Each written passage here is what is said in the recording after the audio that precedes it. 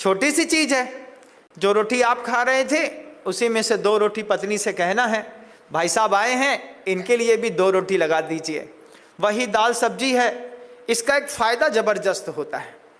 वैसे तो तुम्हारी पत्नी तुमको उबली हुई दाल देगी, लेकिन अगर तुमको पता चले पत्नी को आदत है इनकी खराब है, कोई ना कोई मेहमान ले आते हैं, तो मेहमान के सामने इज्जत खराब ना हो इसलिए तुमको भी रोज दाल मखनी मिलेगी। ये भी एक कमाल है। बोले पता नहीं हमारे श्रीमान जी कब किसको घर में ले आए और दूसरों के सामने नाक कटे, अरे इनके यहाँ तो पुराने दही के साथ बासी रोटी खाते हैं, छिछी। तो ऐसी बात ना हो, इसलिए क्या किया जा सकता है, तो पत्नी भी सोचेगी कि भैया घर में 2 अच्छी सब्जियां बनाने दो और उसके पुण्य से तुमको भी अच्छा मिलेगा। फायदे की बात है कि नहीं है? जबरदस्त फायदे की बात है। तो जहां जो परिस्थिति मिले, भोजन के समय पर आपके भोजन का समय है तो किसी और के भी भोजन का समय है, आपके नाश्ते का समय है तो किसी और के भी नाश्ते का समय है। बस पुण्य का बंध करते चलो। शाम को गुरु जी के साथ विहार करके पहुंचा, पता था कोई नहीं पहचानता है, कोई मदद नहीं करेगा, क्यों पूछेगा ब्रह्मचारियों को, क्योंकि महाराजों की सेवा तो हो जाती है, महाराजों की सेवा हो जाती है ये कह कर के, अरे महाराज हैं, महाराज के लिए आओ भगत, सब मिल जाएगा। लेकिन ब्रह्मचारियों को कोई नहीं पूछता।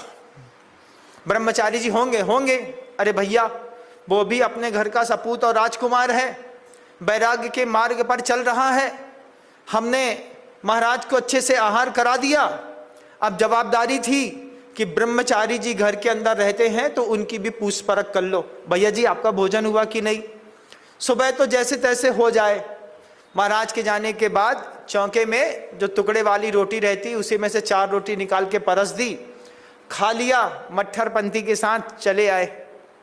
लेकिन गर्मी का विहार हो रहा था, जवानी का समय था, 21 साल की उम्र थी। जठराग्नि अलग तरीके से बात करती थी, जैसे ज्वालामुखी भड़क रहा हो, कितना भी खाओ फिर भूख फिर भूख फिर भूख।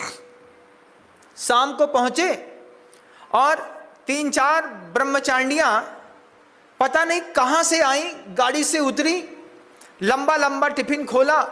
आचार्य जी अपने प्रतिक्रमण में कर रहे थे, धीरे से इशारा करके बोलती हैं, भैया जी इधर आइए। हमने कहा क्या है? बोले चलो भूख लगी होगी, केले की सब्जी और कुछ पराठे और नमक अचार है, थोड़ा सा खा लो। ऐसा लगा अमृत बरस रहा है, अमृत। प्यास कंठ है, पानी है नहीं, भोजन है नहीं, अनजाने देश में। आप सोचिए उन 3-4 ब्रह्मचारिणी बहनों ने 4 पराठे, थोड़ी सी केला टमाटर की सब्जी, उन्होंने भी कहीं चौंका लगाया होगा, खाया होगा, बस उनके दिमाग में आ गई।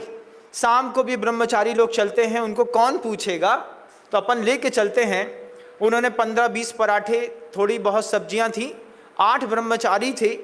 8 के 8 ब्रह्मचारी भोजन पे ऐसा टूटे तो ठीक, लेकिन उसके बाद जो दिल से दुआएं निकली, दीदी तुम धन्य हो। क्या है ये? सफर में निकलो, पुण्य बंध का नियम साथ में लेके चलो। मैं पुण्य बंध कहीं ना कहीं तो करता चलूंगा। तुम्हारे कर्म का उदय कैसा भी चल रहा हो, क्योंकि उदय तो कर्म का चल ही रहा है, लेकिन महाराज पुण्य का बंध किसी भी परिस्थिति में, आप यहां से कहीं पर भी जा रहे हो, सफर करने के लिए जा रहे हो ना, सफर में निकलिए, 4 ठंडे पानी की बोतलें और एक्स्ट्रा लेकर के निकलिए। कभी रास्ते में किसी को जरूरत पड़ जाएगी, अपने पीने के अलावा 5 लीटर पानी अतिरिक्त लेकर के बस में चढ़िए। अपने पीने के अलावा 5 लीटर पानी ट्रेन में लेकर के चढ़िए। क्यों? गर्मी का समय है। महाराज ने कहा है जहां मौका मिले वहीं पे पुण्य बंध करते चलो। ट्रेन में बैठना, सामने तुमको मिलेगा कोई कश्मीर से निकला होगा, कन्याकुमारी जा रहा होगा, 2 दिन से ट्रेन पे बैठा बैठा सफर कर रहा होगा। उसने सोचा नहीं होगा कि यहाँ पर जैनियों का भी चढ़ाव होगा। जैनी अगर ट्रेन के अंदर चढ़ा है तो वो अपने जैनत्व की एक ऐसी पहचान दिखाएगा कि अपने साथ थोड़ा सा खाना, घर के 4 पराठे एक्स्ट्रा लेके चलना भाई साहब, कभी भी सफर में चलो, आप खा लो। आपका जो पड़ोसी है जिसको आप नहीं पहचानते हो उसको भी एक बार बोलो, भैया शुद्ध घी के पराठे हैं, भूखे लग रहे हो, पराठा खा लो। वो प्यार से जैसे ही बोलना, आप आइडेंटिटी देना अपनी, हम जैन हैं, बस इतना बोलना बस है प्यार से। वो चुपचाप आपसे पराठे लेकर के, आपसे पानी लेकर के जब वो खाएगा और जो आपको दुआएं देगा, धन्य है वो जैन समाज, किनके गुरु ने ऐसा सिखाया होगा। कहीं भी चलो पुण्य बंद करते चलो, दुकान में, घर के सामने पुण्य बंद करते चलो। एक छोटा सा प्लास्टिक का ड्रम खाली रख दो, उसमें पानी डाल दो।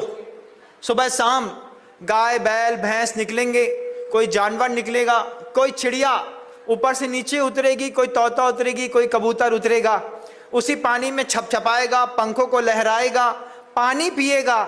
4 महीने 3 महीने का 100 दिन का नियम लो कि पानी के माध्यम से मैं लगातार पुण्य बंद करता चलूंगा।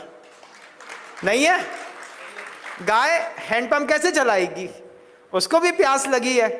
ये बात जहां तक चली जाए, जितने लोग इस बात को सुन लें, बस इतना संकल्प कर लो, हमारा इतना बड़ा महल है, इस महल के बाहर मैं पुण्य बंद की प्रक्रिया चालू रखूंगा।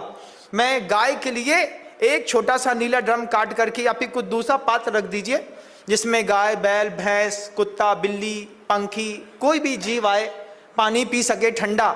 दिन में 2 बार तुमको करना क्या, बोरिंग का पानी एक छन्ना लगा करके छान देना है, छने पानी पिलाने का पुण्य बंद होगा। गायों को गर्मी में देने का पुण्य बंद होगा। साथ ही साथ 100-100 रुपए के 2 मटके घर के बाहर और रख दीजिएगा। अच्छा, उसमें एक लाल कपड़ा बांध दीजिएगा, उसमें ठंडा पानी डाल दो, थोड़ा मन बन जाए तो वहाँ पे 4 नींबू और थोड़ा सा शक्कर रख दो। रास्ते में चलते हुआ कोई भी व्यक्ति प्यासा निकलेगा, आप उसको पानी पी कर के वो तुम्हारे मटके से निकल गया, समझना अपने हिस्से का पुण्य तुम्हारे घर में दे करके चल। कितना गजब का जैन शासन। आचार्य सिंह जी ने पहले दिन हम लोगों से कहा कि इस मार्ग पर आगे बढ़ना हो तो मार्ग पर आगे बढ़ने के लिए पहला ब्रह्म सूत्र है, किसी भी परिस्थिति में पुण्य बंद करते चलो। कहां कैसे कर सकते हैं? किसी को पानी पिला के कर सकते हैं, रास्ता चलते किसी का चेहरा उतरा हुआ दिख जाए, रास्ता चलते आपको दिख जाए कि भरी गर्मी में कोई महिला, उसके पास पैसा नहीं है, नंगे पैर सफर कर रही है, चल रही है, 25 रुपए की स्लीपर आती है, उसको 25 रुपए की स्लीपर पहना दी, पुण्य बंद करते चलो। इसके पुण्य से उसको हमने चप्पल दी है तो उसका प्रभाव पड़ेगा। जब तुम साधु बनोगे और गर्मी में विहार करोगे तो तुम्हारी सेवा करने के लिए सूरज के सामने बादल ला करके खड़ा कर दिया जाएगा। मुनि महाराज निकल रहे हैं, इनने पुण्य बंद किया है, अब इनका पुण्य उदय में आएगा। हम लोग जबलपुर से चंद्रगिरी डोंगरगढ़ 2011 में जा रहे थे, वो भी भरी गर्मी का समय था, भरी